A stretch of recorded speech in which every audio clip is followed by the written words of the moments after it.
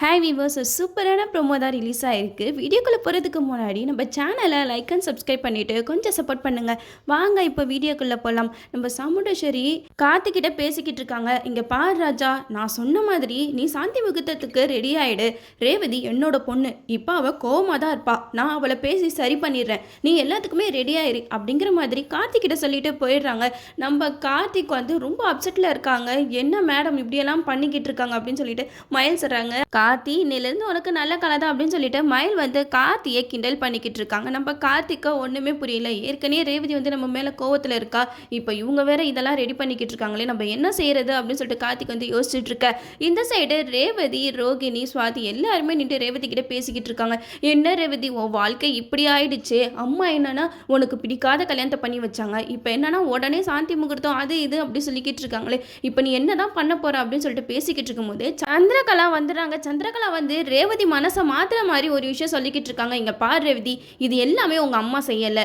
இது எல்லாமே அந்த டிரைவர் சொல்லி தான் உங்கள் அம்மா பண்ணுறா. அந்த டிரைவர் பேச்சு கேட்டு தான் உங்கள் அம்மா ஆடிக்கிட்டு இருக்கா. அது உனக்கு தெரியுமா? ஃபஸ்ட்டு அவனோட ஆட்டத்தை அடக்கணும் அப்படிங்கிற மாதிரி சந்திரகலா வந்து ரேவதி கிட்ட பேசிக்கிட்டு இருக்காங்க. ரேவதி கொஞ்ச நேரம் அப்படியே யோசிச்சுக்கிட்டே இருக்காங்க.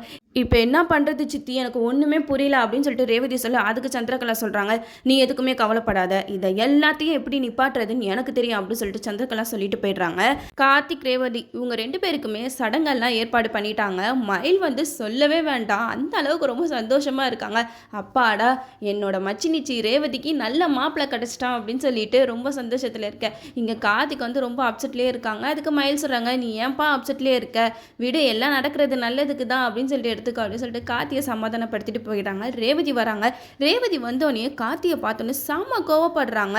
என்ன ராஜா, நீ நினச்சதை சாதிச்சிட்டல்ல, எங்கள் அம்மா மனசை மாற்றி என் கழுத்தில் தாலி கட்டிட்ட, இப்போ என்னன்னா இவ்வளோ தூரம் வரைக்கும் வந்துடுச்சு பத்தியா அப்படின்னு சொல்ல, அதுக்கு கார்த்திக் சொல்கிறாங்க, நீ எவ்வளோ திட்டணுமோ திட்டிக்கோ ரேவதி, ஆனால் ஒன்று மட்டும் நான் சொல்கிறேன், இவ்வளோ விஷயம் நடந்ததுக்கு காரணம் நான் கிடையாது.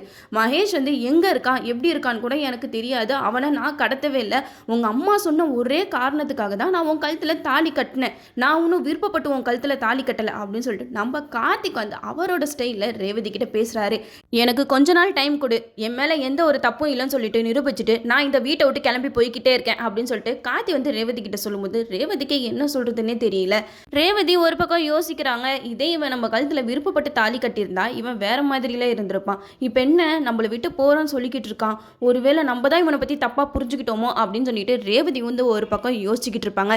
இதில் என்ன நடக்கும்னா, நம்ம ரேவதி மண்டையில் உரைக்கிற மாதிரி நம்ம கார்த்திக் மேலே எந்த ஒரு தப்புமே இல்லை அப்படின்னு சொல்லிட்டு எல்லா உண்மையும் நிரூபிச்சுட்டு கடைசி நேரத்தில் கார்த்திக் வந்து இந்த வீட்டை விட்டு கிளம்புறேன்னு போவாங்க. அப்போன்னு பார்த்து நம்ம ரேவதி கார்த்தியை புரிஞ்சுக்கிட்டா அவன் நம்ம வாழ்க்கையை காப்பாற்றிருக்கான் அப்படின்னு சொல்லிட்டு நம்ம கார்த்திகையும் ஏற்றுப்பாங்க. இதே தான் நடக்கும். நீங்கள் வேணால் பாருங்களேன், நம்ம கார்த்திக் வந்து ஒரே வார்த்தை தான் சொல்லுவாங்க, நான் எல்லா உண்மையும் நிரூபிச்சுட்டு இந்த வீட்டை விட்டு போயிடுறேன் அப்படின்னு சொல்லிட்டு கொஞ்ச நாளைக்கு அதையே ஓட்டிகிட்டு இருப்பாங்க. கார்த்திக் வந்து உண்மை எல்லாத்தையுமே கண்டுபிடிச்சி ரேவதிக்கு நிரூபித்து அப்பப்பா இதெல்லாம் நடக்கிறதுக்கு எப்படியோ ஒரு மாதம் ஆகிடும். நம்மளும் வெயிட் பண்ணி பார்ப்போம்.